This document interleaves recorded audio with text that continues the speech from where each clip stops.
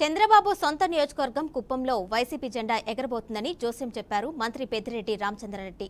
కుప్పంలో బాబు కోటను కొల్లగొట్టడమే లక్ష్యంగా 3 రోజుల నుంచి ఆయన కుప్పంలో ఎన్నికల ప్రచారం నిర్వహిస్తున్నారు. 2019 ఎన్నికల మేనిఫెస్టోలో 99% హామీలను జగన్ నెరవేర్చారు అని, 2.7 లక్షల కోట్ల రూపాయలు పేదలకు అందించారని పెద్దిరెడ్డి తెలిపారు. సీఎం జగన్ కు పేదలు, పథకాలే లబ్ధిదారులే స్టార్ క్యాంపెయినర్లని అన్నారు. కుప్పం అభివృద్ధికి భరత్ 5 ఏళ్లుగా నిర్విరామంగా పనిచేశారని అన్నారు మంత్రి పెద్దిరెడ్డి.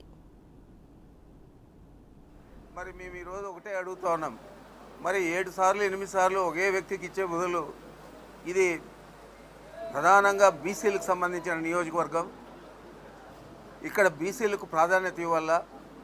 మరి మేము బీసీ నాయకుడిని తీసుకొచ్చి ఇక్కడ శాసనసభ అభ్యర్థిగా పెట్టాం.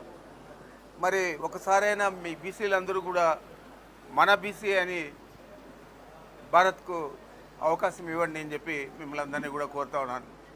ఏం చేద్దంటే భారత్ మీకు తెలియదు కాదు, ఈ 5 సంవత్సరాలు చాలా కష్టపడినాడు పార్టీ కోసం. ప్రభుత్వ పథకాలన్నీ అమల్లో కూడా సజావుగా జరిగే విధంగా చర్యలు తీసుకున్నాడు. మరి అత్యంత సన్నిహితుడు మన ముఖ్యమంత్రి గారికి. వీరు ఇక్కడ విజయం సాధిస్తే తప్పకుండా స్థానికంగానే మంత్రిగా ఉండి మీకు సేవలు అందిస్తాడు.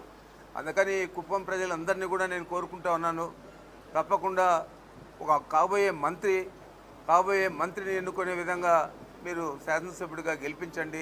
తప్పకుండా ఇక్కడుండి ఆయన అన్ని సేవలు కూడా అందిస్తారని చెప్పి మీకు మనవి చేస్తూ ఉన్నాను. ఇప్పటికే మనకు 2 రిజర్వాయర్లకు అడ్మినిస్ట్రేటివ్ శాంక్షన్ ఇచ్చారు.